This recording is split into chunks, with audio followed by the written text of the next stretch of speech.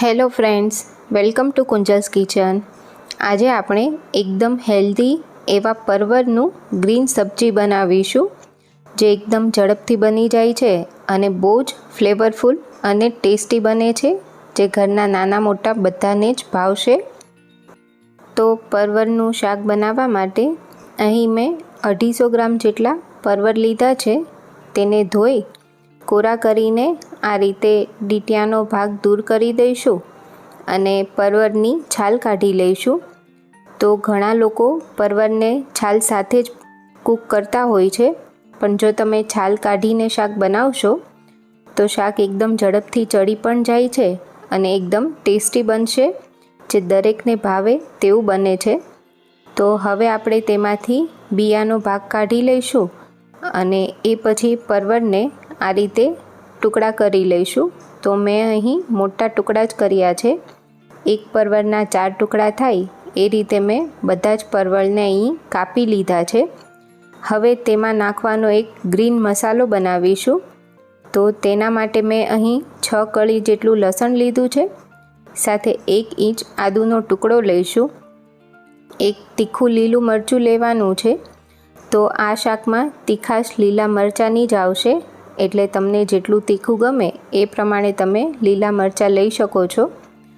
સાથે તેમાં થોડા લીલા ધાણા નાખીશું, જેથી કલર અને શાકની ફ્લેવર એકદમ સરસ આવશે. અને અહીં મેં ધાણાની દાંડલીનો ભાગ પણ લીધો છે, જેની ફ્લેવર શાકમાં એકદમ સરસ આવે છે. સાથે તેમાં 1 ચમચી શિંગદાણાનો પાવડર લીધો છે. તમે આખા શિંગદાણા પણ લઈ શકો છો. તેની સાથે જ 1 ચમચી સૂકા નાળિયેરનું છીણ લઈશું અને સાથે મસાલાના ભાગનું મીઠું લેવાનું છે. અહીં હું 1 ચમચી ખાંડ લઈ રહી છું. ખાંડની જગ્યાએ તમે ગોળ પણ લઈ શકો છો, અથવા તો જો તમને ગળપણ ના ભાવતું હોય તો ખાંડ અને ગોળ બંને અવોઇડ પણ કરી શકો છો. હવે બધી વસ્તુને થોડી પીસી લઈશું અને એ પછી અહીં મેં 2 ચમચી પૌંઆને ધોઈને તેમાં 2 ચમચી પાણી નાખી 10 મિનિટ પલાળી રાખ્યા હતા, જેથી પૌંઆ સરસ સોફ્ટ થઈ ગયા છે. અને એ તૈયાર કરેલા પૌંઆને આપણે આમાં એડ કરી દઈશું અને તેને પણ થોડું દરદરું રહે એ રીતનું આ રીતે પીસી લેવાનું છે. તો આપણી ગ્રીન પેસ્ટ પણ તૈયાર છે. હવે શાકનો વઘાર કરીશું. તો અહીં મેં 2 મોટા ચમચા જેટલું તેલ લીધું છે. તેલ ગરમ થાય એટલે તેમાં અડધી ચમચી જીરું લઈશું. સાથે તેમાં 5 ચમચી હિંગ નાખીશું. તો હિંગ થોડી વધારે લેવાની છે.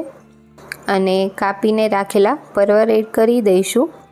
સાથે પરવરના ભાગનું મીઠું લઈ લેશું અને પરવરને થોડીવાર માટે આ રીતે ખુલ્લા જ તેલમાં સાંતળી લેવાના છે.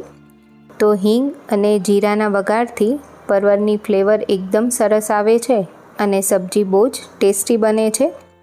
થોડું સાંતળ્યા પછી ઢાંકીને તેને 2 મિનિટ કૂક કરી લેવાનું છે. તો એકદમ સ્લો ફ્લેમ પર 2 મિનિટ કૂક કર્યા પછી ચેક કરીએ તો જોઈ શકાય છે કે પરવર એકદમ સરસ ચડી ગયા છે. તો જો તમે પરવરની છાલ એકદમ પ્રોપર રિમૂવ કરશો તો પરવરને ચડતા માત્ર 2 મિનિટનો ટાઈમ લાગશે.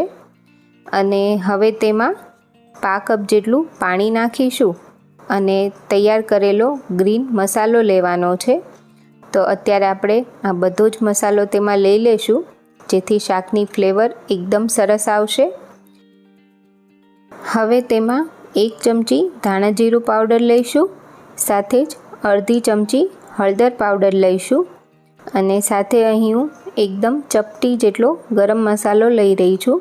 તમને ના ગમે તો તમે ગરમ મસાલો નહીં નાખો તો પણ શાક ટેસ્ટી જ બનશે. હવે બધી વસ્તુને પ્રોપર મિક્સ કરીશું.